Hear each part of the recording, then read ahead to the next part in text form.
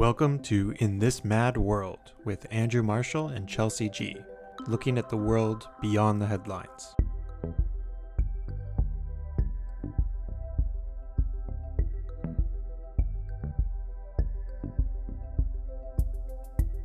It's great anyways because it's recording, but today I was cleaning out my gutters, and so I was like, oh, I'm going to record this and put it on Instagram. So I took my Free Palestine sweater and I intentionally also put it on my ladder so that when I took a photo of like what I was doing today, just like casually in all my photos was like a Free Palestine sweater. So amazing. Well, if you're watching, to our listeners, we just began mid-conversation. Yeah. But behind me also I have a keffiyeh hanging off my bookshelf. I just thought I'd hang it up for now. Yeah. So welcome to everybody to episode 24 of In This Mad World. I'm Andrew Gavin Marshall. And I'm Chelsea G. There you go, taking a sip of coffee. Yes. I'm out there. And it is August 3rd, 2025. We did say previously that we would do an episode on Syria, but we have to postpone that. The situation in Gaza is just far too extreme. Yeah. And it's really all I've been able to focus on of late. So we're gonna just tackle that as best we can. It's also like a heat wave here again because it's every other day week here currently, and also just everything is so smoky because this province and country are on fire. Literally on fire. So it's so true because it's a nightmare everywhere. Yeah. and I want to say thank you to America. I really do. Like, I blame you for everything that's going wrong in this world today. Well, I mean, they're not the source of every problem, but they do make every problem worse. 100%. They're just like the caveat to it. You know what I mean? It's like, Anywho. Yeah. So this is obviously not a light subject matter, but we're gonna try and like maintain some balanced, not as much as you can. Yeah, just in terms of like an emotional balance, let's say, not a balance in terms of, on the one hand, Palestine, on the other, Israel. We're not doing that bullshit because we get enough of that. Yeah, it's over. And you're still asking me like, but where do you stand with Hamas? Like, I just leave. Yeah. Well, I think actually that's a good point I'll just make before we get to your first question and introduction here, is just that, like, to have a good solid baseline of accepted reality in order to have a conversation, have real life talks. And like one example of this I would make is accepting that people in Gaza are starving and hungry. Yeah, if like someone is not this is intentional.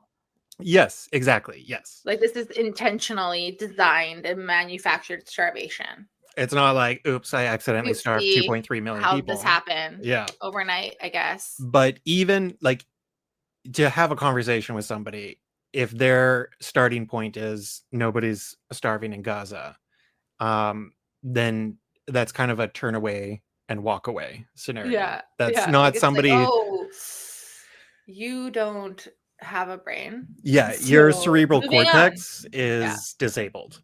Non-functional. Oh, good. Non-functional. So starting with that, yes, let's start by grounding the audience, shall we say? Right. Can you walk us through what's currently happening in Palestine, specifically in Gaza, in the terms of food access and survival? Right. The first part of your question, I actually wrote down some data that I need to read because I don't have that much space in my head for statistics. I have space in my head for a lot of stuff, but stats is hard. Oh my gosh, I love that you're owning that. I love data. That's like so funny. So the second part we can come to, it's a little more like open-ended. We can have a conversation, but right now, like, prepare yourselves because I'm gonna list off some facts. And first I'll tell you where these come from. I love facts. You want to know why I love facts? Because facts are facts.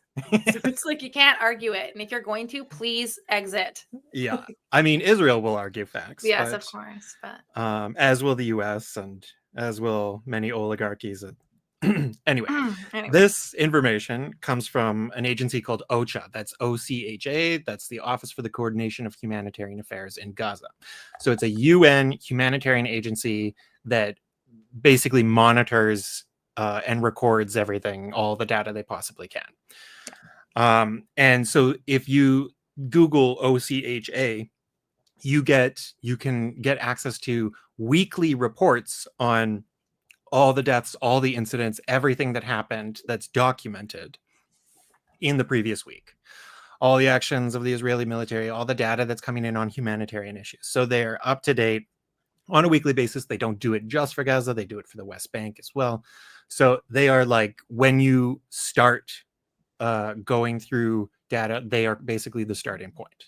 Yeah.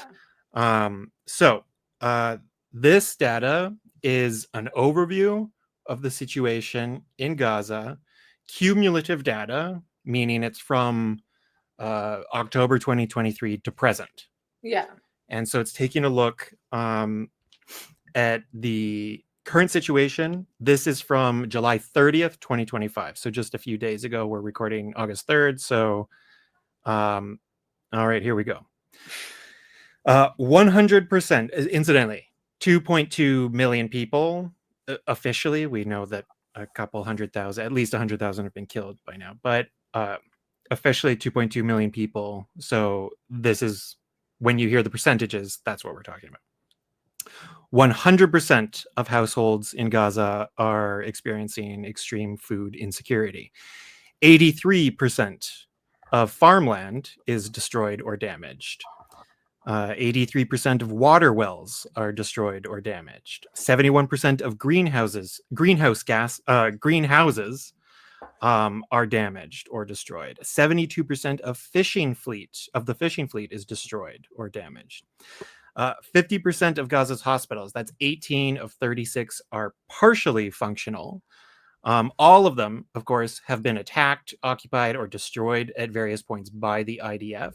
But when it withdraws from certain territories, then people go back and aid groups go in and try to rebuild what they can, or they operate out of a few wings of the hospital that aren't destroyed, try and rebuild, etc. So that's what they mean by partially functional. And of course, partially functional also means that they're all operating at, like 300% capacity, that without any of the needed materials, medicines, anesthesia, anything like that. So when they say partially functional hospitals, is emphasis on the partial. 62% of field hospitals are functional. 92% of all homes throughout Gaza are destroyed or damaged. What's that one? 92% of all homes. And 96% of households have water insecurity. 82% of the water infrastructure in Gaza is within IDF controlled territories, which means that people do not have access to it. And even of that, 89% of it is destroyed. 88% of schools are destroyed, including all 60 university buildings in Gaza are completely destroyed. 70% of all physical structures in Gaza are destroyed or damaged. 88% of all commercial and industrial infrastructure in Gaza is destroyed or damaged. 81% of all road networks in Gaza are destroyed or damaged. And then we have, in addition to officially, now we have surpassed the 60,000 death toll. We know that the real number is well above 100,000 of violent deaths. And then you have indirect deaths, which include, disease, starvation, etc., which puts it significantly higher as well. And then of a couple specifics, we have 495 aid workers have been killed. 1,580 healthcare workers have been killed, and 229 journalists and media workers have been killed. And those are all record-breaking stats. Just for a little comparison, when you look at the Allied bombings of Dresden, Hamburg, and other German cities between 1943 and 1945, they experienced approximately 50% of buildings damaged or destroyed. In the first 2 months of the Gaza war, they had already surpassed that.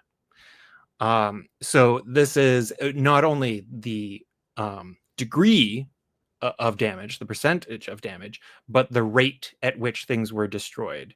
I mean, you had the equivalent of 2 months of bombing in Gaza surpass 2 years of Allied bombing of Germany um, during World War II, which That's was, so of course, insane. the most destructive war in history. But the rate and scale in Gaza is record breaking. If you look at 20 years of wars in Vietnam, you had about, I think it's 60 media workers, journalists killed. In 20 months, it's been 230 It's journalists so and media. like so crazy, the journalist number. Yeah. And targeted, right? And Yeah. healthcare workers, 1,500. There's never been a comparable statistic.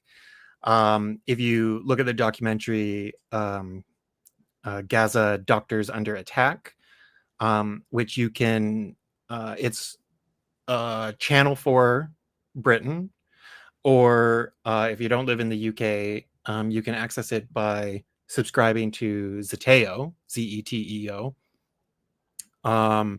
because they have it, they bought the rights to it as well. It is a documentary about the attack on Gaza's healthcare system, and it is, I mean, not shocking for those who have followed, but it is damning. And Yeah. um, you see that it is deliberate targeting of doctors and healthcare workers to the point where there was one incident covered in the film, in the documentary, where uh, there was a home where a family home where you had about several doctors in the family. I think it was about 3 doctors, healthcare workers. The home was bombed by a drone or a strike. And then the survivors of this family, this one doctor, his wife and children, they survived. They took them out into the middle of the street. Incidentally, no other homes were bombed on this street. It was just this home. He took them out onto the street, went back to try and find his brothers who were kind of buried under the rubble. While he was doing that, a second drone struck his family in the middle of the street, killing them. Oh my Um, gosh. This and is they're all just just hovering above, surveilling this. So this is, clearly deliberate, clearly designed. this Um, drone thing is so like the ugh, the quadcopters, quadcopters. they're called. Yeah. They hunt people down. They can shoot them, bomb them, stalk them. They can fly in somebody's window. So creepy. Yeah. So in terms of like what is the general situation in Gaza, I mean that's where we're at 21, 22 months of this war slash genocide. The hunger situation is exponentially developing and getting worse. The IPC, which is the UN, the top watchdog and agency that monitors hunger and starvation in the world, just this past week warned that Gaza has now entered the worst case scenario for hunger and starvation. You have, just as of August 2nd, yesterday, I believe it's 194 people have been officially announced dead from starvation, 96 of them children. Ugh. Women who are, the starvation hits hardest children, the sick, disabled, the elderly, and it hits women who are pregnant and breastfeeding, because as they don't get enough nutrition, they can't produce milk. And then, of Yes. course, And they also Israel can't blocks. sustain life being pregnant if you're not nurturing yourself like with food. Like you need to Uh, feed yourself exactly. to grow One, life. Like this is crazy. I mean, the rate of miscarriages, I believe, is 30% um, in Gaza. And then, uh, so it's just, it's never ending. And yeah, so I mean, I've seen footage outside one of the few remaining soup kitchens that tries to um, feed what little they can. but where it was an elderly man who was standing there with an I saw empty that. pot, and he literally collapsed and died right there. Oh, it was so sad. Yeah, and we keep seeing images of emaciated children in particular, who are just wasting away. And even if you um, flood Gaza with food at this point, because you have I think it's 80% of the population who are basically at extreme risk. I think Like their 20%. organs are starting to shut down. Like it's like surpassed that now that they need healthcare. Like they Well, that's need the thing. And this is one of the lessons that was learned also after the Holocaust, because when Allied troops moved into concentration camps and saw people like what we're starting to see now in Gaza just wasted away, they just started giving them, like bread and food and like whatever they had. But the human system, when it is deprived of food for so long, it tries to adapt to that. So like it eats away your, like you said, your organs kind of shut down. They don't function the same way, but your body tries to adapt to the lack of food and water and tries to sustain your life for as long as possible. So when you dramatically reintroduce food, especially not knowing what kind of food yeah. to reintroduce, your body actually goes into such shock that your organs shut down and you die. So when people who are starving for weeks or months suddenly like have a meal, it might kill them. So not only do you need food, you need the right kind of food, but specifically you need healthcare professionals and experts to be able to be in there, managing how the food is not only dispersed but consumed. And people need actual healthcare interventions and medicine and support systems, and all sorts of aid, so that even if Gaza was just flooded with food, it might actually kill them as well. So that's the Oh, situation that we're at presently. so that takes me to my next one for you, which is the word genocide. This can feel super loaded for some people, but I want to unpack why this is such not only an appropriate word for this scenario, but necessary, like in this context. Like why it's Right. important that we use this word to explain what's happening here and not like fucking circle around it. Yeah. Yeah, I mean, this has been an issue since the beginning, because since the beginning, you've had activists and people in Gaza saying this is a genocide, and they were mostly ignored, denounced, dismissed since the beginning. And, I think I had conversations with even Israelis in the first days and weeks of the war, where they said, "Oh, what do you think about the use of the word genocide, to describe this?" And what I said in those first days, because in those first days you had all the statements from Israeli leaders coming out, Yeah, Netanyahu they were disturbing. Netanyahu saying, "Oh, this is about Amalek, which is a biblical enemy of the Jews, and refers to a part of the biblical story where they had to destroy their enemy, every man, woman, child, and animal." So it's invoking Yes, genocidal yes. biblical stories. You had Yoav Gallant, the then defense minister, Psycho. yeah, who announced the siege and the extreme siege and blockade. Yes. Didn't he No like what did food, he no Yes. water, no electricity, nothing Yes. goes in. These are human animals, and we're There going we to go. treat them Human accordingly. animals. And we're going to treat them accordingly. I Yeah. remember that so And well. then we have the president, which is mostly a ceremonial position, and this is Isaac Herzog, and he is basically a centrist figure in Israel from like the establishment. He's from a major political dynasty that goes back to the start of Israel. So he's seen as something like it, like as liberals would view Israel, like they understand that the government is very right wing. Herzog was seen as not as separate from that, as a centrist Mm. figure. In the days after October 7th, he gave a speech filmed where he said, "It's not true, this rhetoric about civilians being innocent. It's a whole nation out there that is responsible, and we will break their backs." Um, so you saw this rhetoric. So when I had these conversations, I said, well, at present, uh, it's not like a genocide on the ground, but the intent is clear. If they follow through, obviously by blocking food, water, fuel, electricity, that's genocidal. And that can have genocidal effects. So Yeah. it like the whole purpose about calling out a genocide is not to wait until it's over, Yeah. Like is it's like not to to call wait it before it until it's starts. happening.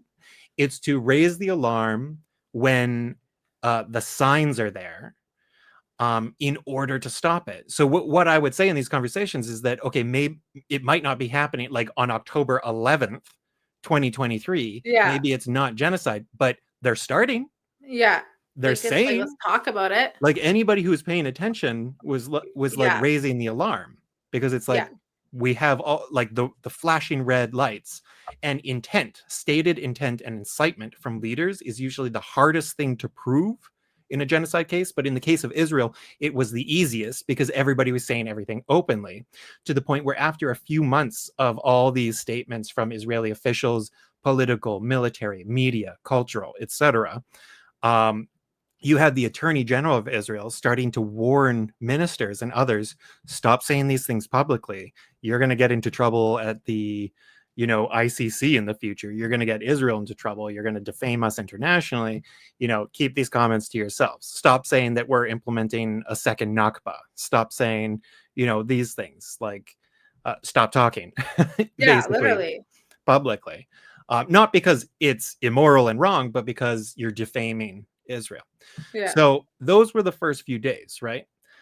It's clear that then couple months in, South Africa brought a case to the International Court of Justice, the highest court in the world, Yeah. um, otherwise known as the World Court, which is a UN offshoot agency. At the ICJ, you charge states with crimes, whereas the International Criminal Court, the ICC, you charge individuals. Yeah.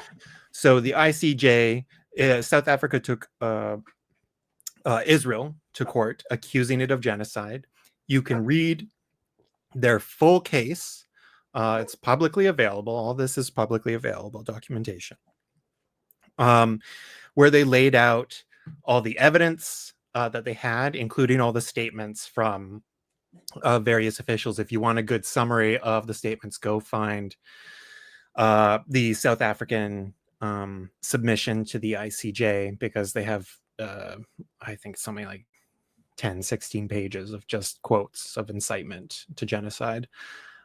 So to your point, though, I think I got ahead of myself. We should define the legal definition of genocide, because it is defined. It's not what I think it is. And when you have conversations with people, at least in my experience, 9 times out of 10, somebody will say, well, especially, Israelis or Mhm. pro-Israel advocates, well, it's not genocide because they haven't killed everybody. And Israel could. So clearly it's not genocide because they could exterminate everybody if they want. This is not only not the definition of genocide, but it's Yes. a disingenuous argument for several reasons. Um, First of all, a genocide does not need to be successful in order to be a genocide. All it needs to be is attempted, Yes. right? Because if the criteria for recognizing a genocide is that it succeeded in in exterminating the target population, then, as far as I'm aware, no genocide in history meets that criteria. No. No, it At doesn't. least I can accept that maybe there's like some ancient, like 3,000, 4,000, maybe the Romans completely wiped Yes. out. I don't know. I'm not at my history is an ancient history. I'm not familiar. So maybe there's some exceptions. In the modern world history, in the history of nation states, in the history of the capitalist era, I don't know of any single example where a target population was completely exterminated. I mean, Mhm. you look at indigenous peoples in North America, in Australia, there were individual tribes that were wiped out completely, but Totally. indigenous people as a whole, they're still Still here. here. Yes, significantly smaller. Were they the victims of genocide? Yes. Yes. Yes. Yes. Absolutely. Does that mean that they are all completely gone? No. No. Look at the Holocaust. 6 million Jews exterminated in the most organized, industrialized genocide in known history. 3.5 million roughly survived. So, by this non scholarly, non legal definition of genocide, even the Holocaust would not be considered a genocide. No. So, we can do away with that definition, right? It's disingenuous. All that it's meant to do is to silence. Yeah, like to try to Uh, like discredit this situation. exactly. And nobody who has read the definition, who knows the definition, Yeah, who's paying uh, attention? exactly claims that that's what it is. So the actual Has a definition, soul. yeah, indeed. According to the Genocide Convention, which was passed in the wake of the Holocaust, 1948, went into effect in 1951. And whether or not any country, most countries signed up to the Genocide Convention, they agreed to adhere to this convention. And even those countries that did not sign up specifically are still legally and morally liable to follow it. It's not an opt-in. It's not like No, the it's like Nuclear this is the thing. Non-Proliferation Treaty. Yeah. This is a foundational facet of international law. So whether or not you're a country that Which is just says so interesting because the reality is, like, even though this is horrible, what's happening here, it's not the only genocide that's currently taking place, like, right now somewhere in the world. Do you know what I mean? also true, yes. One other major example being Sudan. Yes. So the definition as set out, I'm just going to read it here. In the present convention, genocide means any of the following acts committed with intent to destroy in whole or in part. In whole or in part. So not the entire population, right? In whole or in part, a national, ethnical, racial, or religious group as such. And so among these criteria involves killing members of the group. Notice it doesn't say killing everyone. Causing serious bodily or mental harm to members of the group, deliberately inflicting on the group conditions of life calculated to bring about its physical destruction in whole or in part, imposing measures intended to prevent births within the group, forcibly transferring children of the group to another group. That incidentally is something that Russia does in Ukraine, stealing Ukrainian children. I've heard about that. Yeah. So that is the legal international legal definition of genocide. Incidentally, the word genocide was coined by, I'm forgetting his name, but a Polish Jewish survivor of the Holocaust after the Holocaust.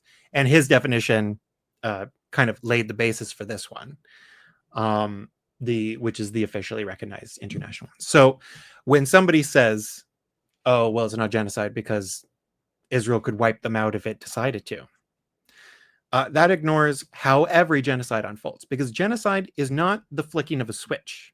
You know, you're not sane one day and then you turn a switch and then just exterminate a population the next. That's not how this happens. No. That's not how the Hutu committed a genocide against the Tutsi in Rwanda.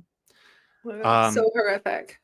That's not how the Nazis committed a genocide against the Jews and many other people in occupied Eastern Europe. That's not how genocides work. They evolve over time, and they, often accelerate through warfare. So a lot of people forget that the 1995 Rwandan genocide, followed 4 years of civil war. Right? That's forgotten, but it builds up to that point. Yeah.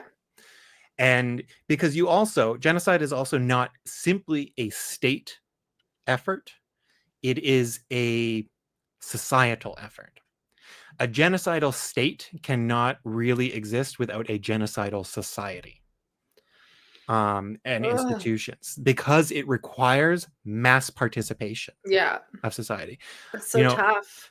I took a German history course, and the professor had us read this book, which was purely on the participation of women in Nazi occupied Eastern Europe, participation of women in the Holocaust, and not focusing on the women who worked in the camps, which were, there's been studies on them, the women SS kind of guards. It wasn't focused on that. This was focused on the women who filled positions like secretaries, the wives of SS officials and Nazis, school teachers, who would move in. Because when the Nazis moved east, they were colonizing it. They were also stealing children and being like, "You're now German," and raising them this way. And then so it was it involved hundreds of thousands of women alone, let alone the millions of men that involved. So it wasn't just like, oh, it's just a couple Nazis doing all this. No, it requires mass participation. Yeah. Rwanda, absolute mass participation. Each case, when you really delve into it, when you look into how genocides unfold, it involves mass participation and support. 100%. And 100%. in virtually every single case, I cannot think of a case that is an exception. It's often carried out under the premise of self-defense. So most genocidal regimes and societies, they don't believe or accept or state that our goal is to commit genocide. Yeah. They believe, state, accept, proclaim, we are defending ourselves. That this target group, this other group, wants to destroy us. So it's usually the inversion of reality. Yeah, they're like, we're protecting ourselves. Yeah, we are the victims. No, you're not. We are the ones who are under threat of genocide, so we need to exterminate them in order to protect ourselves, whatever it takes. Amalek. So It's there so is hard. yes, there is that perception that they are in fact doing good, and that is part of how genocides unfold. Further, you need to be able to do things in steps, because that also conditions not only the perpetrators on the ground, but it also has international ramifications, in that if you get away with one step, then you can get away with the next step, and then you can get away with the next step if you do things incrementally. Like, what's the old story about the frog in the boiling pot? Like, if you throw a frog in a boiling pot of water, it'll jump out. But if you leave it in there and turn up the heat and boil it slowly, it'll stay and just boil it. I mean, that's not actually true with frogs, but it serves a purpose in terms of an analogy, that if you do things slowly and incrementally, people don't really realize what's happening around them, or at least don't stop it. Whereas, if Israel started this war on October 9th or October 8th, 2023, saying, and just immediately being like, we're building a concentration camp, and we're just going to completely wipe out everything. I mean, they were saying, we're going to destroy Gaza City, we're going to destroy all this. But if they started in October 2023 with what they're doing now in July and August of 2025, the world would have to step in some capacity. You don't have that incremental growth where it's like, because remember, it's like the US would be setting so-called red lines for Israel, being like, oh, okay, going into Rafah, the southern city of Rafah, that's a red line. We won't, that, we won't stand for that. And then in May 2024, the Israelis went in, and then the US did nothing. Fast forward a year, Rafah, a city, is actually completely gone. Like gone. Not just like it's gone. Yes. Like, when you look at the data, like, there are cities in Gaza that are, largely destroyed. Like the stat I mentioned before, 70% of all structures in Gaza are destroyed. That means 30% remain. So that 30%, you have like little clusters here and there, some cities with pockets, some places with neighborhoods still remaining. Rafah is completely gone. Like, there's no like, oh, there's a few neighborhoods left. It's gone. Rafah is also where they're going to be building their concentration camp, what the defense minister, Israel Katz, called a humanitarian city, in which they won't be allowed to leave. So very humanitarian. So genocides are processes. They're not simply, it's not a singular event. I'm reminded of how when the Nazis invaded Eastern Europe and Russia and Poland and Ukraine and all this, as they walked, you had the SS army, or the Einsatzgruppen, as they were known, following behind. And so you had the German forces moving forward, conquering new land, and behind them were these racist mass murderers. And as they would go into these newly occupied territories, they would go into villages, round up all the Jews, and just massacre everybody. So horrific. But they would also do it gun by gun, bullet by bullet. So you had these individuals, these young German Nazis, going and individually having to shoot and murder, in some cases, thousands of Jews. In famous cases in Poland and Ukraine, there were these massive massacres. I'm sure everybody's seen the photos of these trenches that they forced Jewish people to dig and then shot them into.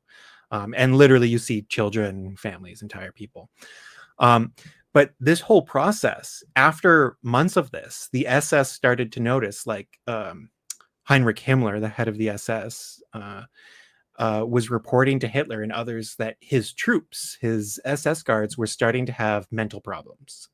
They, like, to do this, they were basically engaging in mass alcoholism, drug abuse, not only to commit the crimes, but to deal with them. Because it's not actually normal for people to do this. Believe it or not, like, whether you're German, whether you're Israeli, whether you're Russian, whatever, it's not normal for people to go massacre other people. That's why people, develop trauma, not only from experiencing it, but from doing it, from committing crimes of this nature. So Himmler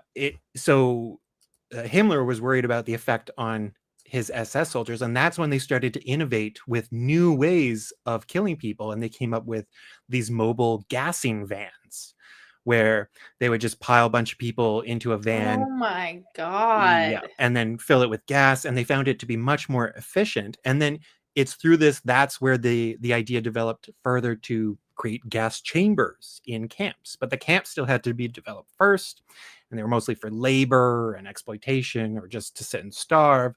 And eventually, extermination camps. But the gas chambers were an invention not only to make it more efficient, but to help take off the mental and emotional load from the Germans who were committing it. Right? So genocide is like, it's not like So insane. It's not like at the start of World War II, the Nazis were like, we're going to make gas chambers. No, that was an invention that was, in their eyes, required to meet the failures of what they were trying to implement. Like, again, just genocide is not a switch. No. It takes time. And so if you look at some polling data in Israel from the past few months, you have 82% who support of Israeli Jews supporting the ethnic cleansing of Gaza. You have another poll that came out suggesting that 47% of Israeli Jews agreed with the idea that Israel should kill everyone in a city that it attacks. Meaning that 47% of Israeli Jews believe that they should just kill everybody in Gaza. That's crazy. It is insane. And the thing is that you have, that's obviously a sign of a deeply sick society, right? Yeah. And so on the question of genocide, I'll wrap up in a moment. I just want to give a few more points here. In December of 2024, Amnesty International released a report. Let me just grab the name here. It's called "You Feel Like You're Subhuman: Israel's Genocide Against Palestinians in Gaza." So that was Amnesty acknowledging that they now officially, this is the world's #1 human rights organization. They officially named, according to the legal definition, what was going on in Gaza as genocide. Around the same time, Human Rights Watch, the other largest human rights group, released a report around the same time: "Extermination and Acts of Genocide: Israel Deliberately Depriving Palestinians in Gaza of Water," as just one act of genocide that they focused on, right? Yeah. And so just this past month, July 2025, you had Israel's #1 human rights organization in conjunction with, I guess, the number 2 human rights organization. So that's B'Tselem is the number 1. And then Physicians for Human Rights Israel is the other one. They released a report called Our Genocide, in which you have these Israeli rights groups. I actually spent the day reading the report. And they acknowledged that, yes, it is time for us. Like, I mean, they're, I'd say, quite late, but Yeah. Israeli human rights groups, it's like there's always going to be a little delay because Yeah. they are also a product of their own society. Yeah.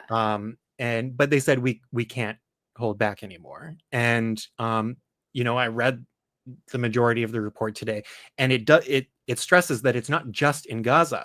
They were also amply documenting how because genocide may focus on a specific area, but it can expand and Yeah. evolve. Like, that's part of it. So they're like, Gaza is the main center of it now, but the West Bank is ramping up. East Jerusalem, occupied East Jerusalem, is also showing signs of increased violence.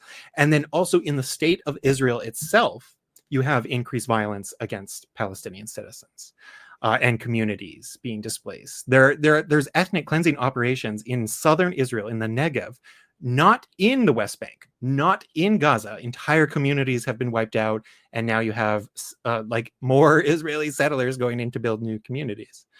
So crazy. That doesn't get pressed because of everything else going on by Yeah. comparison, right? So you have these, and then of course there are all the scholars and academics and experts on genocide scholars and all this. So Omer Bartov is probably the world's, if not the most, one of the most renowned genocide scholars. He is Israeli, he is Jewish. Back in May 2024, he said, that's when I came to believe Israel was committing a genocide. So that was like, what, 14 months ago? Yeah. Over here. Yeah. And prior to that, he said, oh, I don't believe genocide is currently happening, but I believe it It can, could. Yeah. and that the signs are there. And he was saying this as a means to be like, again, raising like the alarm bells, like Yeah. the signs are there. And then by May, by the invasion of Rafah, he was like, okay, now I have to accept. But just last month, he wrote an op-ed for the New York Times, the title of which was, I'm a genocide expert, I know it when I see it. Yeah. And then the New York Times also allowed an opinion piece, puff piece, I should say, to be written as a counter to that by Brett Stevens, who's just an opinion piece writer, not an expert on anything except bullshit. And he wrote a piece countering this world-renowned expert, arguing that, and he literally made the argument, oh, if it was a genocide, we would have, wrapped it up by now. Kind of everybody would be dead, kind of thing. He just made that argument. So Wow. it was just pathetic Yeah. attempts, and disingenuous and kind of ugly. And then there was a Dutch publication called the NRC publication, and they conducted an interview, I think this was back in May or April, of about 7 of the world's top genocide scholars. And they conducted an interview with them, and all of them said what Israel's doing in Gaza is genocide. And one of the Okay. questions they were asked was, do you have know of not coworkers, but what's the word I'm looking for? Colleagues in your field, other genocide scholars and experts who disagree with that premise? And they all said no. So basically, it is an evolving consensus, if not already reached consensus among genocide scholars. The only area in genocide studies where there is some contestation of that, some disagreement, is among specifically Holocaust scholars, and often associated with organizations like Yad Vashem, which is the main Holocaust museum in Israel, and Omer Bartov, the genocide scholar I just referred to, who wrote with the New York Times. I watched an interview he gave, I think it was with Democracy Now!, where he talked about, because he was on the board of Yad Vashem in Israel, and he raised it with his colleagues because it had an international board of international Holocaust scholars, And he said, it's time we have to address Gaza because it's this elephant in the room and we're not saying anything about it. And it's so clear. All his colleagues were basically silent in response. And this is like an in-person discussion. And they or simply dismissive. And he said the worst of them all, the most dismissive and most aggressive in response was, shocker, shocker, the Germans. Oh my God, In denying. And it's like, you have to sit this one out. Sorry. Like, Germans, you do not. out. Yes. And incidentally, at the ICJ, the International Court of Justice, when South Africa brought the case to the ICJ against Israel for the crime of genocide, do you know what country came to the defense of Israel to say they're not committing genocide? It was Germany. The United States. It was Oh, I Germany. was gonna be like the United States. I mean, the US simply like dismissed it out of Yeah. hand. But it was Germany who was the main official like country coming to the defense of Israel. And then on the other hand, a major country, well, small country, but coming to the major defense of South Africa was the Southern African nation of Namibia. And why this is significant is because one of the first genocides of the 20th century was in Namibia of the Herero people, an indigenous African group. And it was the Germans. It was their first genocide of the 20th century, where they got to practice a lot of what they would later do against the Jews, including the building of camps. And so Namibia and the Germans have never apologized for that, never engaged in any reparations. They nearly wiped out, I believe, 80% of the Herero. And often it included just sending them into the desert where they knew there was just death. So you had those kind of like historical balances coming back, right? So that's why ultimately, like the case for genocide, like I encourage people to go read these reports. The B'Tselem, which is B apostrophe TSELEM. That report is called Our Genocide. It's 88 pages, not small little book text, but large PDF report text. Yeah. With links, hyperlinks. So when they make claims, you can click on it and go to the source. The Amnesty report, the Human Rights Watch report, these are all publicly available. Go read Omar Bartov's op-ed in the New York Times. Go to the experts, go to the human rights organizations, because these are the people steeped in legal understanding of international law. For sure. And they know what it is when they're accusing a country of it. And the arguments against it are pretty pathetic at this point. No, I agree. So with that, I'm curious, like there's this like there, so like while I was like doing prepping for this and getting us ready today and like doing my preparation as you chug back your Gatorade and your heat wave, is I kept coming across a phase that I could like saw everywhere, right? Which is using starvation as a weapon of war. So can we explore what that means like in legal and humanitarian terms and like how that is being applied here? Because I think the reality is like you and I know that, but still for this day, like so many people I see are like, okay, but like if that's the case, then that weighs into my next question, like what's the international response on that? Like why are they so silent? If this is breaking humanitarian law, like international law, like why is this still happening then? Because that's a common thing I hear, right? Like for the people we just talked about, a common argument we hear with genocide, a common argument I hear about like how this is just totally unacceptable is like, well, then why isn't anyone doing anything about it? Right. Great question. Yeah. Well, I mean, in terms of starvation, first of all, I'm not an international legal expert. I just kind of defer.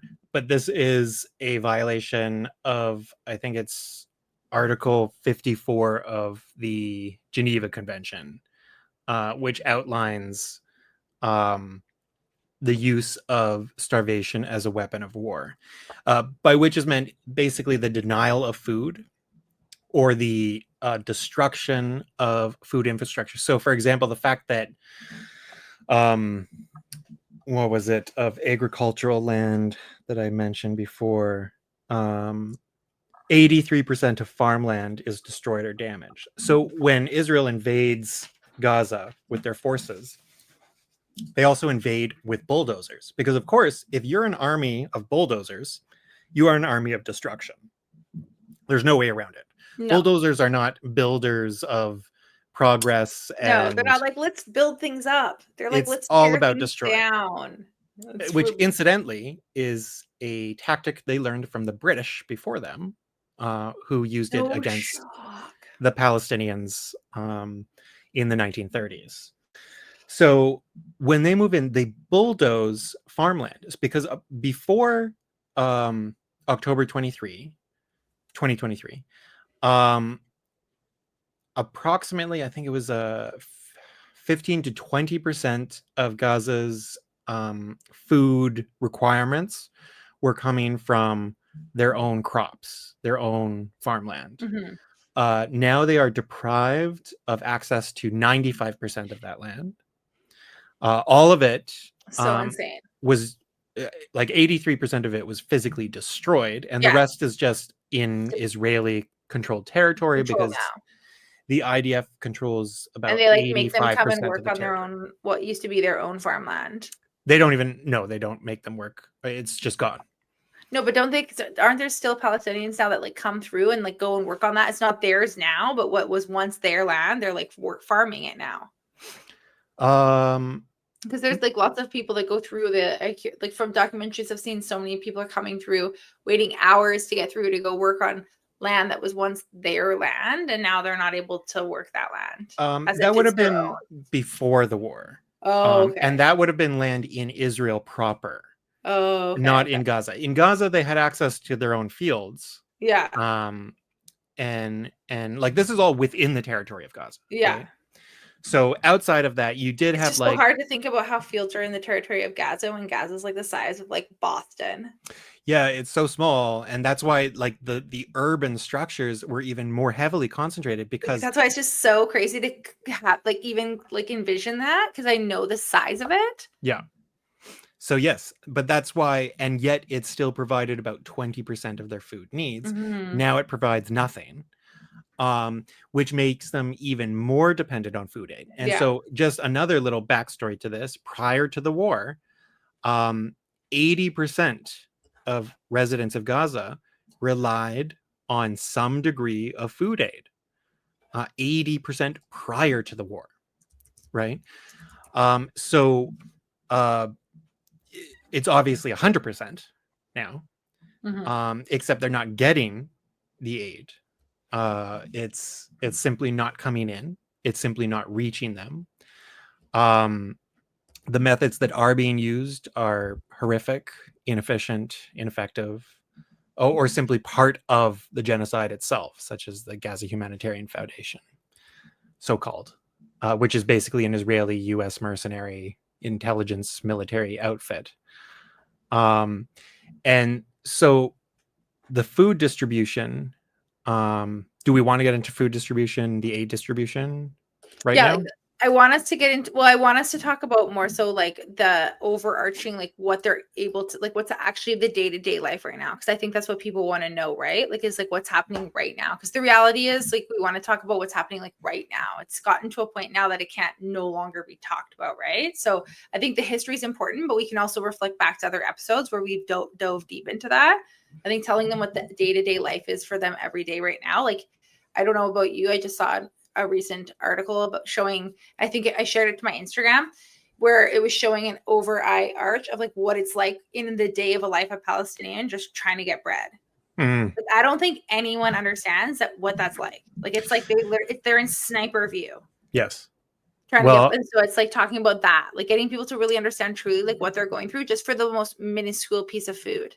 I read a Financial Times piece where it was just following the story of this one little boy who was basically the one who had to go out for his family and try and find food because they hadn't had any in 4 days. Yes. And so what little food exists in Gaza, if it's for sale, the prices are unbelievable. So this story, in this particular story, this boy was able to find 1 kilo, so that's 2.2 pounds, of lentils, green lentils, Mm-hmm. and he purchased them on the black market for $100. So I looked it up and looked at how much the equivalent bag of green lentils would cost at Loblaws or Safeway. Mm-hmm. It's between like $6 and $8. Oh my God. So $100. And if the question is, wait, why are they paying for food? I thought this was aid, isn't it supposed to be free? The whole thing is that, first of all, you have aid distribution structures, or you had them, you used to have Mm-hmm. them, where they would distribute food, but there was also like stores and markets, and Yeah. that's part of a society as well. And so when they would get some food, but because there's so little, the prices become so high. Yeah. And then on top of that, added to this general problem is that there's no currency circulating, really, because since the start of the war, um, just incidentally, you know how always people are like, oh, the talking point, oh, Israel withdrew in 2005 and it wasn't an occupation, blah, blah, blah. One point I always raise to those people is, what's the currency in Gaza? Because if it's not an occupation, if they were a free and independent country, as we pretend that they were after 2005, what was the currency? It was Israeli shekels. Well, okay, do Palestinians of Gaza have representation on the central bank of Israel? Absolutely not. So it's a colonial currency for them. Um, Israel would be responsible for bringing in the cash shipments that go to the ATMs and the banks. Well, all the banks are blown up and gone, or armed gangs went in and tried to get what was left. For a while, there was like only 5 ATMs left functioning in Gaza. Now I believe there's one, and access to it. They are either in Israeli-controlled areas, or they're in areas controlled by gangs that work with Israel. And then the gangs control access to the ATM. I think there's only one left. And for anybody to take out money from the ATM, they need to give the gang 30% of what they take out. So just pure blackmail. And then no new cash has come in since the start of the war. Oh my God. Whereas, of course, they used to bring it in like weekly, monthly, because Mm-hmm. how can you do so? Functioning. Yeah, and so I make this point just to say that the cash that exists is basically all tattered pieces. So this and the lack of that means that because it's creating scarcity, right? Which means Mm-hmm. that the prices go up even more. So it's not simply the food that's sending what little food is there that's sending the prices up, but it's what little cash exists Yeah. that also sends these prices up. So nobody can buy anything, and then the black market exists with gangs that have looted aid trucks, and so they're selling it. That's why this kid bought a bag of lentils for $100, and when he took them home, so because water is also a major problem, especially fresh water. And even Israel just reconnected a freshwater plant like the other week that had been obviously disconnected for over a year. But the thing is that, oh, great. So they're going to use this as a big PR thing, right? Oh, we brought water back, even though we stopped it and Yeah. bombed Like you should water never have stopped it desalination. in the first place, you wackos. Correct. Like, What the fuck? yeah, honestly, if they could stop oxygen, they Yeah, would. they would. Like they'd be like, Yeah, get it off. exactly. Like, fuck, And they're man. like, we'll You give guys are you crazy. Are 20% you? of the oxygen required for life, and then we'll The fact increase that it you to think none of us should 25% think that you're and claim that nutty. we're And we're sorry. just both ranting. We're just Yeah. both ranting. Talking over each other. Yeah, Um, classic. yeah, Anyways, but yes. so like even though they switched this one um freshwater plant back on, there's no all the infrastructure is destroyed. So how do you get the water anywhere? Well, if Mm-hmm. like the pipes and everything are destroyed, which they are, then you need trucks to deliver it, but they can't, because the roads are gone and then they're not protected. And also you need fuel and electricity in order, where is it going to take them? Like, oh, all our water storage facilities are bombed and gone. And so the whole infrastructure is collapsed. So this little boy who brought this bag of lentils home, they had to cook it in salt water. And of course, also a few weeks back, Israel has now added to the many bans that Palestinians are no longer allowed in the sea at The all. water. Yeah, which is They so cannot insane. That's like their fish. one thing. They cannot swim on, hot, humid days. They can't fish in the shore. Like they've always, since they imposed the blockade in 2007, they've always put restrictions on how far fishing boats could go out. But now, as the statistics I mentioned earlier, they've destroyed 72% of the fishing fleet, and now they're not allowed out there. You see footage of, Palestinians on little rafts trying to like fish, or incidentally, the food aid drops that are now happening from airplanes are sometimes just dropped in the ocean, Which is like people are like, "What are you doing? You've seen what they've said." Like they'll shoot them if you go in the water. and they do get shot, or And they then drown trying to get them. yeah, it's like that's not helping. The airdrops like aren't helping. The airdrops are a PR exercise, and Yeah. they're killing people when they land. And also, every single place where sometimes they land in Israeli military zones, so people don't even have access to them, and then they get shot at and killed. Yeah. Just like the so-called humanitarian foundation, Gaza GHF, um, Ugh. which is It's all just such a Squid nightmare. Game. How is this And happening in 2025 that you guys don't know how to get food to a fucking group of people? well, everybody, they do know. They do know. Exactly. They do know. So they know how. But they're denying the ability to do it. And the way to do it is, of course, open the borders, let the trucks There in, we go. let the But aid they're blocking agencies. those. They are, but they let in about, I think it's 67 trucks per day. Now, before the war, you needed 600 trucks per day of humanitarian aid and food coming across in trucks, Yeah. going to 400 UN distribution sites and several other aid agency distribution sites. It was a whole system set up. Even the Israeli military has accepted that that was very efficient. There was no problem. Right? That was in the New York Times just a few days ago or a week ago, when they also confirmed that we have no evidence that Hamas is stealing the aid. Another little lie, right? And so one of the things that Israel does, and what lately they've been saying, is that, oh, we let the food aid in. It's just the UN fails to distribute it. So there was a Washington Post piece yesterday, which kind of went through these claims. And they noted that so Israel may let, say they let a dozen trucks in through one crossing. Well, these trucks have to get to, say, a World Food Program, a WFP warehouse, so that the product from the truck can be offloaded. Yeah. Yeah. And then the World Food Program can then distribute it to whatever distribution center they can create or maintain to deliver this aid. But when they come in, there's only 2 designated routes that Israel allows aid trucks to travel.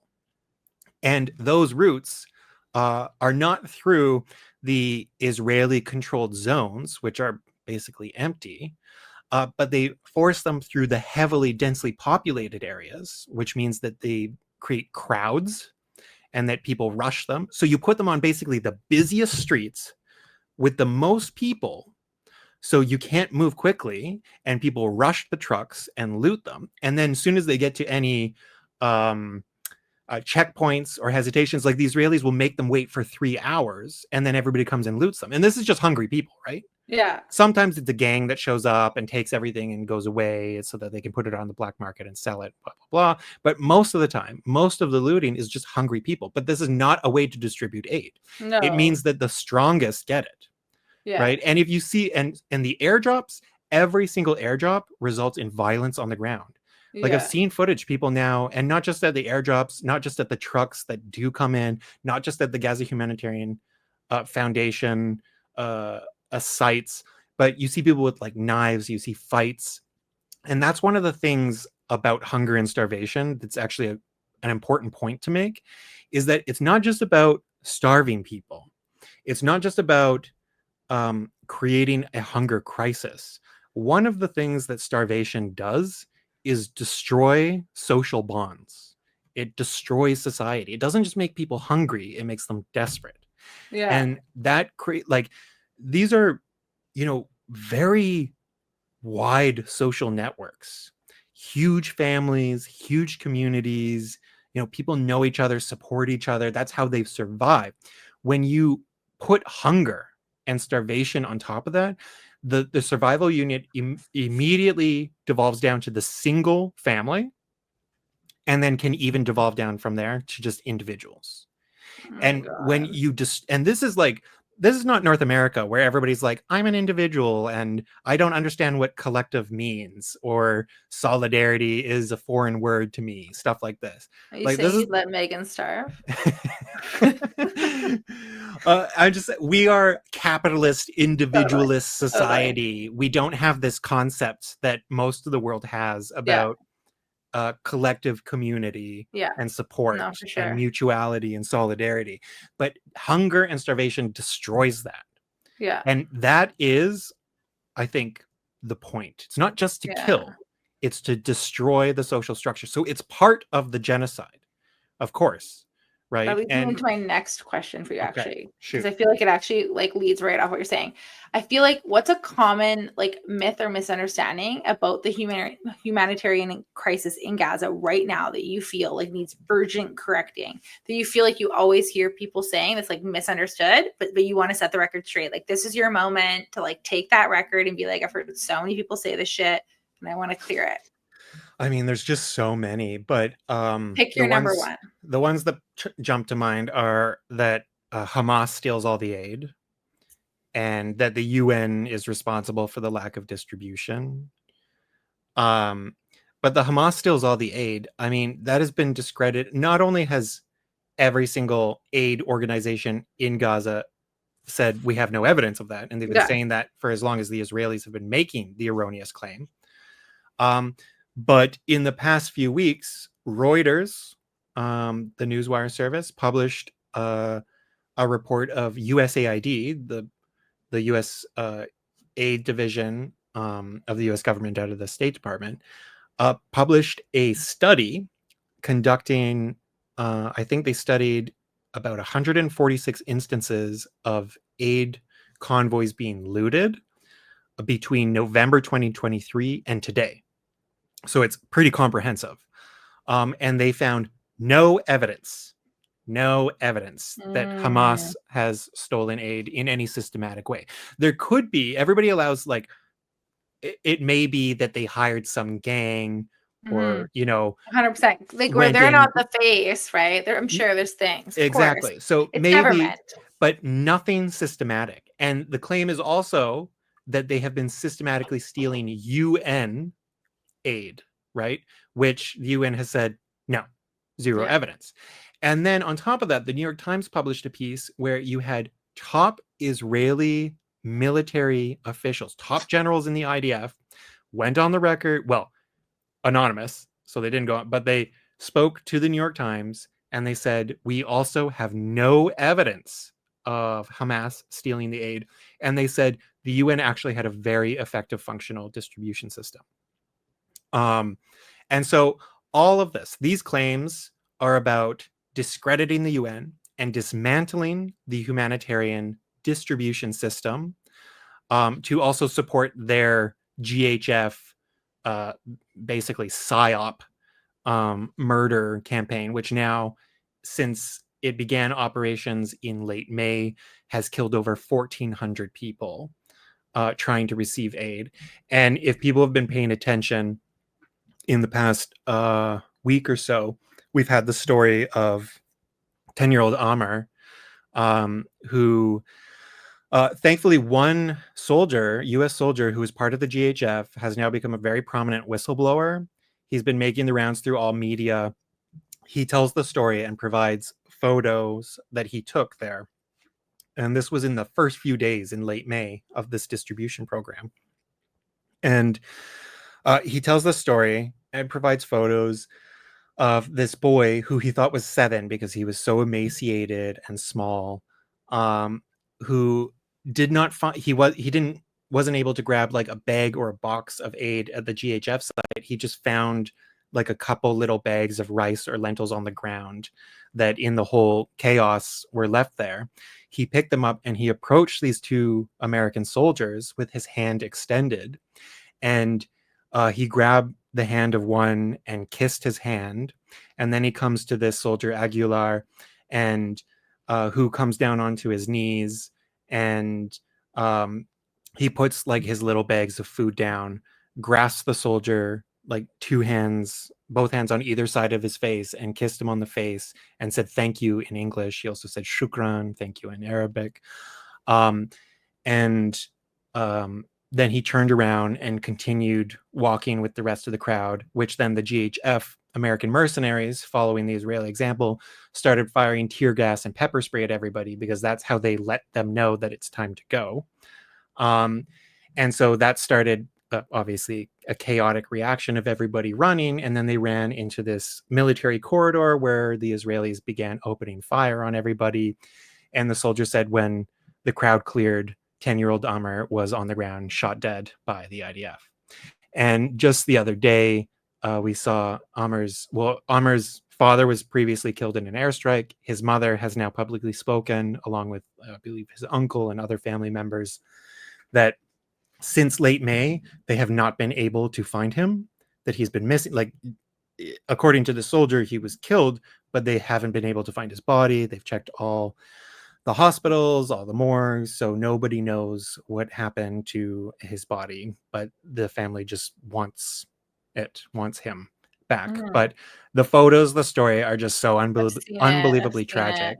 Yeah. He's like the latest, like how like Hindra Job, the 6-year-old girl who I think January 2024 was in her car with her Car. family, Yeah. shot 360 times and murdered. And when the ambulance showed up to try and rescue, they blew it up with a tank and killed Yeah. the paramedics. So we get these symbols of these children, and like the photos, like every time I see them or hear Like the little incident, boy that was like blown up and survived the whole thing and landed on the roof of the other building. yeah, where the rest of his family were in pieces. Yes. And there Um, was like the other little boy that me and you followed for so long that survived so much. Do you remember him in the very beginning? Oh, little Muhammad, the one Yes. who in those first days was in shock in the hospital, Yes. where he was just trembling after an Trembling and airstrike, screaming. covered in dust, being pulled out of the rubble. And it was just, and didn't know where his family was or No. anything, but it was just a doctor who just sat down with him and just like put his arm around him and was just sort of like, making him feel okay, because he was just like in complete shock. And then the moment that he felt safe with like a human, he just like broke down. It was Everybody, so sad. yeah, connected with him. Like you just have these images. He And it's incidentally got out of there's Gaza. so many moments like where I'll see like the other day I was watching some media and there was a video of a journal like a podcaster, a journalist, like an Instagram person who became a journalist. And I saw him for the first time and I hadn't seen him in months. And I saw him bringing a little boy to see another mom who had lost her son. So he was like I reunited. saw Like, that. and I saw him and I was like, oh my God, I haven't seen him in a while. So I didn't know where he was or like Basan, like when I don't see from her in a while, I'm wondering, is she okay? Like you feel this investment because you've been following for so long that when I don't see them active, I'm like, are they alive? Well, and there are so many people that we have followed, journalists in particular, because Yeah. they're posting all this stuff, who are killed. Yeah. Like there's just so many, that it's countless. Yeah. And yeah, you know. So for those who are listening but don't know how to help, what's like a tangible action that they can take where they can like what's something that they could do right now and show up in a way, what like small, big, tiny, I don't even know, like just how I was talking on my Instagram, just the smallest thing, right? Just showing like your support with a flag in the background. It doesn't even have to be maybe that's a big thing, maybe that's a big thing, but I don't know. What's something that somebody can do right now and to do something that's tangible? Yeah, I mean, it's tough. Like there are just so many like little things that just add up when you feel like as a single individual you can't do anything, or you feel like, oh, I'm just posting on Instagram but I only have like 100 or 1,000 followers, or it doesn't have any reach or anything, but just do it. Just Yeah, do just it. do it Just anyways. post. And some people, it's like social media isn't their thing, and I respect that, and I don't expect everybody to use it for the same purpose, but For others, I know that they're reading, they're like learning, they're educating talking, themselves, educating themselves, absolutely. educating their families, and um I think I almost respect that more. Well, it takes more It effort takes than posting on more social effort, media. and I think it's always like I have so much respect for my friends who tell me that they like look something up or they are quietly reading and quietly researching because they want to know more before they speak. That to me is a step. Like that to me is like you're taking the that's how I started. Yeah. Like I saw people talking about something that sparked my interest, but I knew I didn't know enough, so I needed to keep looking. And once I kept looking and looking, I couldn't look away. Yeah. Another big thing is joining protests or starting Mhm, protests. mhm. And I know, like, I've been going to anti-war protests since I was 15. In 2003 against the Iraq War. There's something, um, if you, and I was so glad, Chelsea, when you were able to come here to Toronto last year Yes. and visit. It was for my birthday, like the previous May. I was there when he got his very beautiful piece My in the kafia, background. yeah. Yes. Um, and there's something and it was so great that you were here because you were able to like come to a Toronto city protest. And that was also back when U of T Yeah, I was at the had the UNT encampment, encampment. Yes. and so there's something unique when you are in a crowd of thousands of people who are all there for the same reason. Um, and you're marching down the street and you're yelling or you're banging pots and pans. You are, as Katy Perry would say, taking space. Um, but in a more Oh, meaningful way, you're actually physically in the streets. You are blocking traffic. There are people yeah. on the sides stopping and watching you. You see people in their offices up above looking Looking down, down. filming or giving you thumbs up, or even just people would like take their phone and just show the Palestinian flag, Yeah. just to support. It's the Or smallest thing. all these things. But when you're in a mass of people who are out there righteously indignant, angry, even hopeful, whatever it is, like whatever emotions, there is some sort of human electricity that Yeah. just runs through the crowd.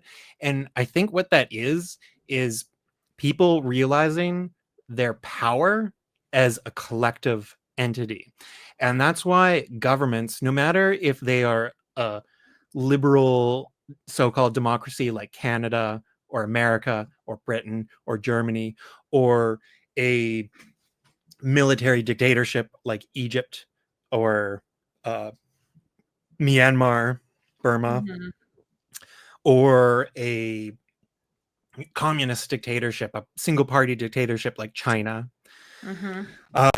or a kind of pseudo fascist dictatorship like Russia, or whatever Whatever's society you're in. happening. Yeah.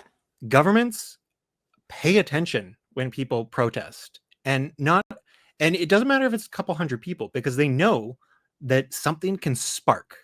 Mhm. And when because you look at the Arab Spring, back in December 2010, there was 23-year-old Tunisian guy named Mohamed Bouazizi, and he was representative of so many Tunisians, so many people across the Arab world. In fact, the police came and shut down his fruit cart that he was trying to sell food for a meager living.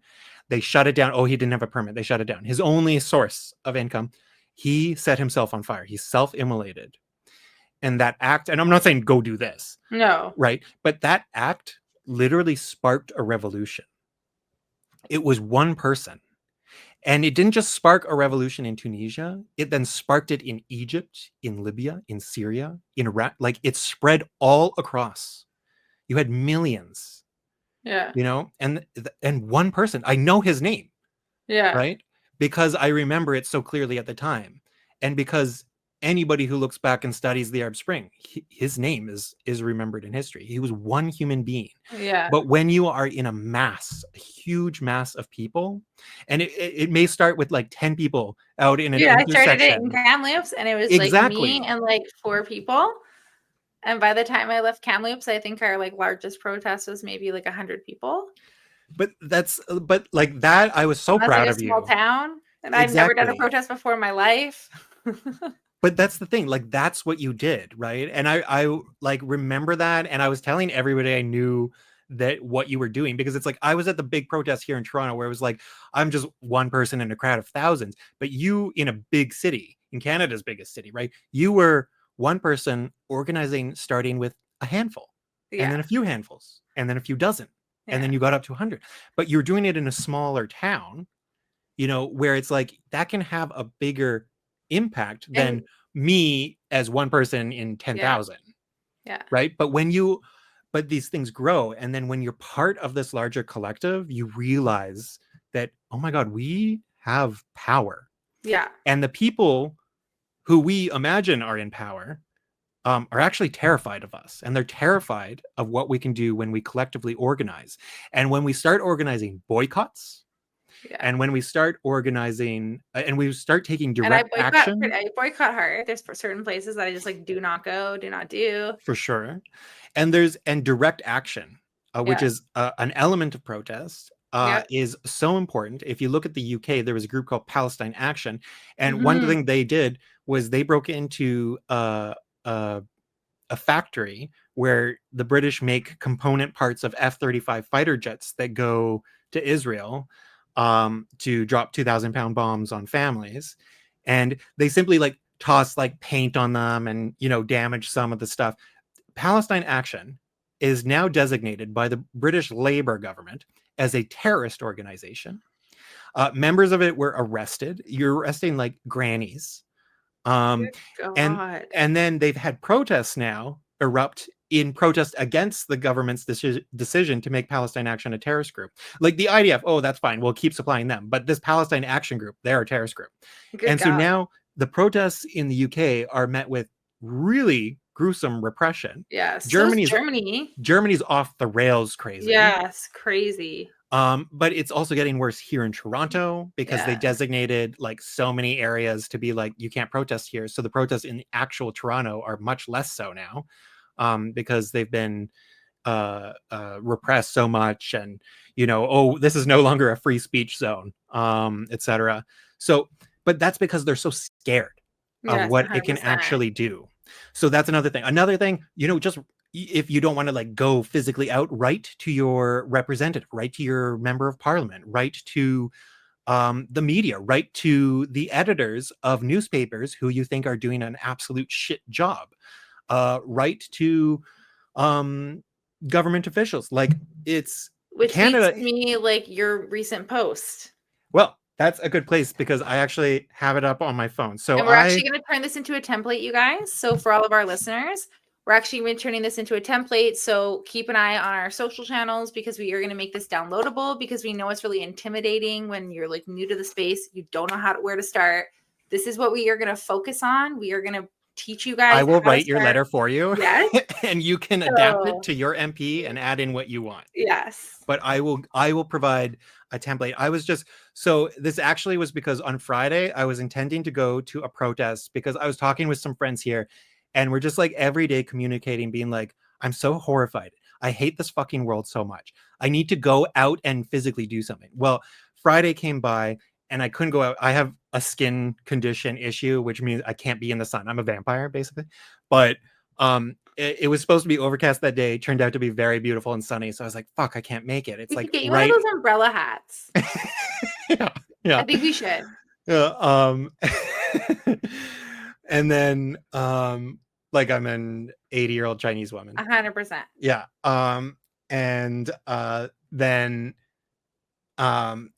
so I was just like, I need to do something. I can't do nothing today. So I sat down and in 3 hours I wrote a 9-page letter to my member of parliament. And my member of parliament, my MP, also happens to be the parliamentary secretary to the foreign affairs minister, which means that he's basically the voice of the Ministry of Foreign Affairs in our parliament, which means that he has some power, he has some influence. He's not just some backbencher MP who just sits there and says nothing.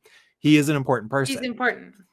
So I was like, okay, I looked him up a little bit more. He had a leaked conversation with a constituent of his back in February of 2024. And it was the constituent was asking him about South Africa's case at the ICJ about Israel, accusing it of genocide. And he basically said, I'm disappointed with our government's stance on this, because our government, the Trudeau government, officially dismissed the case outright and said there's no credibility to it. And he said that, he even considered quitting over their stance. And also added that, do I think that it's a genocide? Incidentally, February 2024, right? He said, do I think it's a genocide? Based upon what I'm seeing, probably yes. Right. But he said this in private to a constituent. They were secretly recording it, and then they leaked it. So thank God. Thank God. Yeah.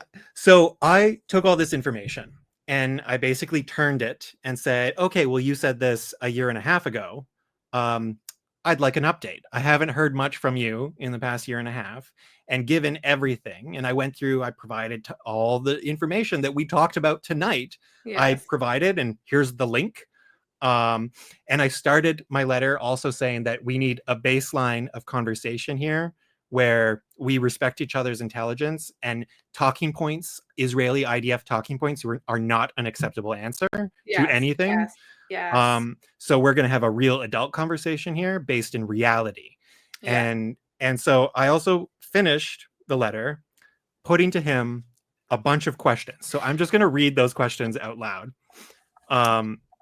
Also, incidentally, in the previous week, we had another report come out, which indicated that Canada, despite our claims of past and present governments, have been continuing to supply Israel with weapons throughout this genocide. Yeah.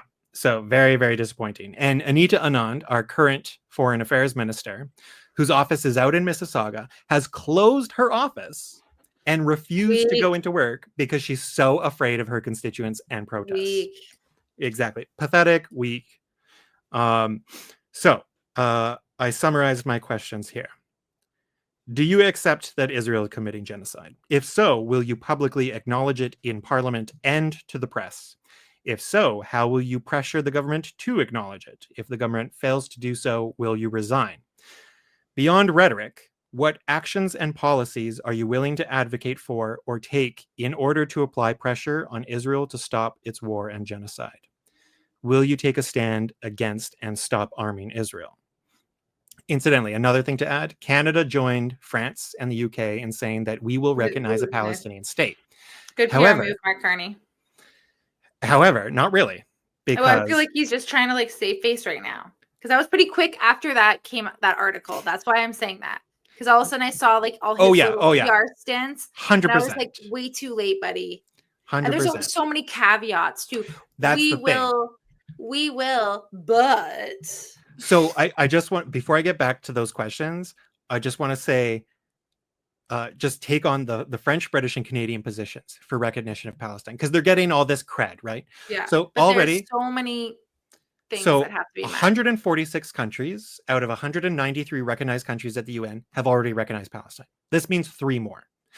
What's significant is that we're G7 countries, we're NATO countries, we're big countries, we're rich countries. So it's cool. Something. Yeah. The French put no conditions. They're going to recognize the state of Palestine at the UN for the win in September. The British put conditions, very confusing conditions. Yeah, he's a confusing fella. On Israel, saying that if you let in more aid and stop this craziness, then we won't recognize the Palestinians. So it's basically just using the Palestinians as a bargaining chip here. Totally bizarre and insane. He's odd man, odd approach. The Canadians, Mark Carney, took it even to a more demented and deranged. I thought Carney's was whack. Carney's is the worst. Because all of the conditions, there's no conditions put on the Israelis. The conditions are put on the Palestinians. I know. I'm like, and how are they supposed to achieve this? So his conditions on the Palestinians, there's 3. And it's on the Palestinian Authority, which exists in the West Bank. I'm like, that's insane. That's not even in Gaza, dude. Yeah. And so the conditions are implement fundamental reforms, which basically means there hasn't been it's kind of a dictatorship over there. Yeah. So it's basically elections reform. Yeah. Then hold elections in 2026. Are we making Zelensky hold elections in Ukraine? No, you don't hold elections under war. It's impossible. No. And then how the hell are you going to hold elections in Gaza when it's gone? Yeah, like this is not It's possible. an insane thing. And then what was the final one? Oh, that the Palestinians must have a demilitarized state, which means they can't defend themselves. So this is not anything. No. And those conditions cannot and will not be met, because also Israel controls the ability of the Palestinians to meet any one of those conditions. And do you think they're going to be like, yeah, we're going to allow Yeah, I'm elections in starting to think Franny's a 2026? little bit of a sketch box. Yeah, so it's absolutely absurd and ridiculous. So getting back to these questions for my MP. Oh, I thought we were done this. Oh, no. How many do you have? I had many. Oh, So will you move to sanction the Israeli government, all its ministers, including the prime minister, and the political parties that make up their coalition? Will you move to sanction the IDF? Will you take efforts to designate the IDF as a terrorist organization, as Canada did for Iran's IRGC in 2024, an institution that is responsible for far less death and destruction than the IDF? Will you support boycott and divestment from Israel in addition to sanctions? Will you work to suspend the Canada-Israel Free Trade Agreement? Will you support and advocate for unconditional recognition of a Palestinian state? And will you put forward conditional demands upon Israel in return for resumption of any aid, removal of any sanctions, or the end of any other restrictions that might be imposed? Because a bit earlier in the letter, I kind of tongue-in-cheek said that, oh, we should put some conditions on Israel, following Canada's example, and I put 3 suggestions. So imagine in a normal world, we would have put, like sanctions and boycotts and all these things on Israel for committing a genocide. Like if we're a normal country, we yeah. would do that, right? So imagine we did. Now, this I suggested perhaps we could put it in 3 criteria for the resumption of aid and trade and relations with Israel.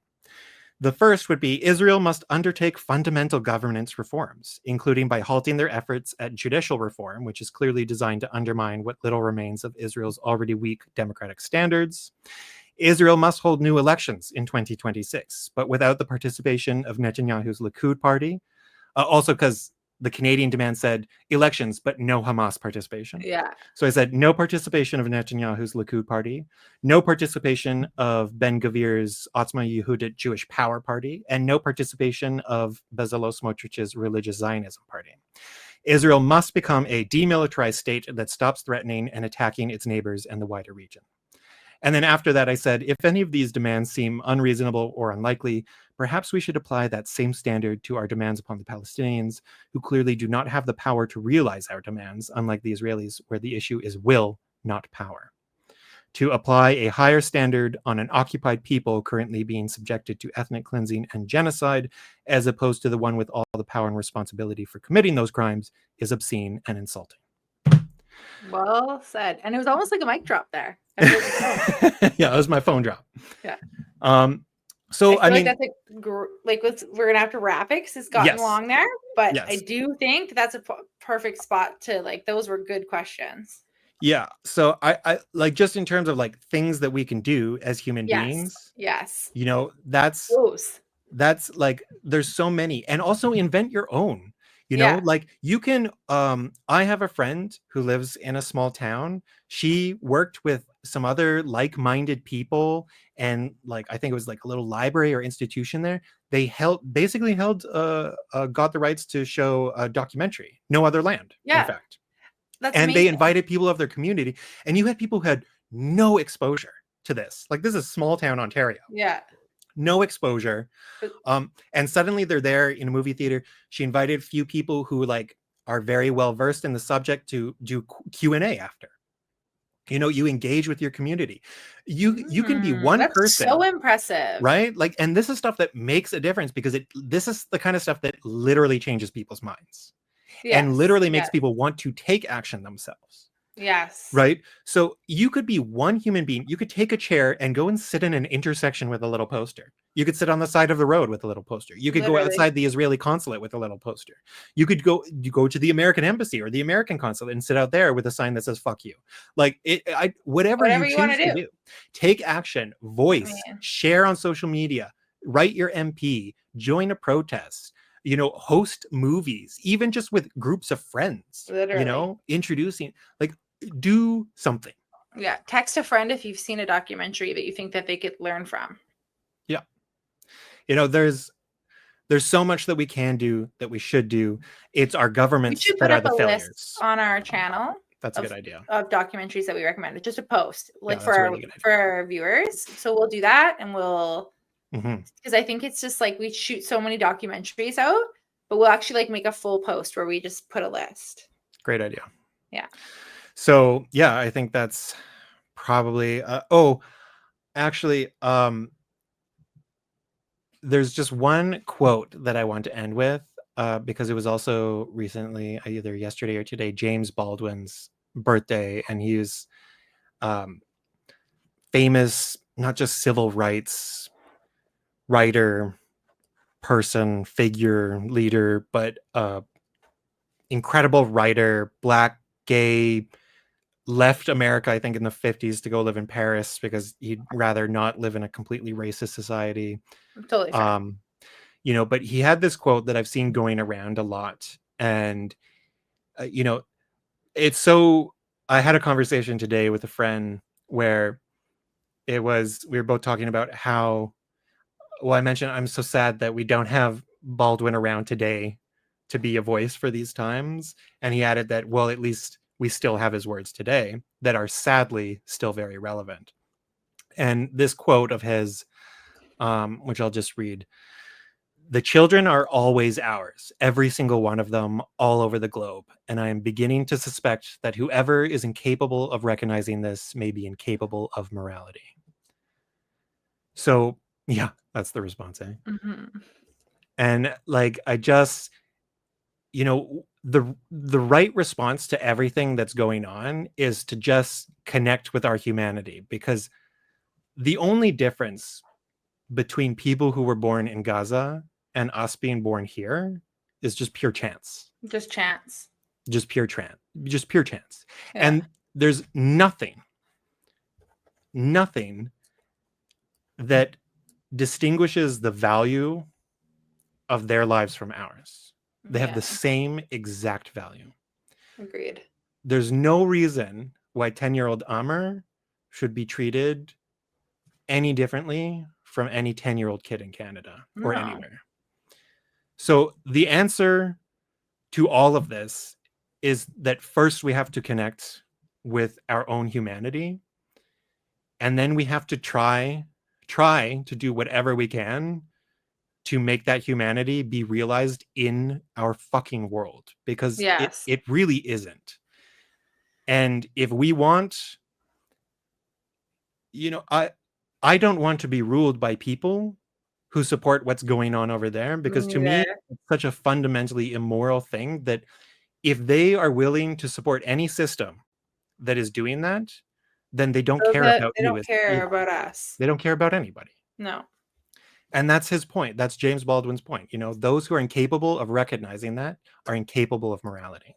So we have to connect with that first and foremost, and then we can build from there. And that's the only hope. That is hope itself, but that's all we have to grasp onto right now and move forward. And so whatever you're doing, I know there are days of like depression, exhaustion, the sense of like giving up, but we can't. There's a quote actually, since we're on a quote. And maybe this is like too harsh, but for me, this is how I feel at this stage. And this is a quote that I live that has been like playing on repeat in my mind, which is there comes a time when silence is betrayal. Yeah. And I feel like that time surpassed a long time ago for me. Big time. But we all know who that quote is by, which is like Martin Luther King Jr. But the reality is like it's a choice now. Like I've been saying it for so long, but truly now it's like you can't just remain silent. Like, so just the smallest thing, have a conversation with a friend, a partner, dialogue in your head, look something up on Google, go to the library, just do something, because if you're not doing anything, then well, that's that. King also said, "The arc of history is long, but bends towards justice." So it may be hard to see that now in this world, given everything Mm-hmm. that's going on, but there will come a time where this era is past. And we can't just hope that it leads to a better place. We have to participate in making it there. No, for sure. So I think on that note, we can end this episode. And thank you to everybody for listening and holding through with us for this rather long episode, but we really needed to get through this. Yeah. So have a good night, everybody. Thank you for being here. Bye. Good night.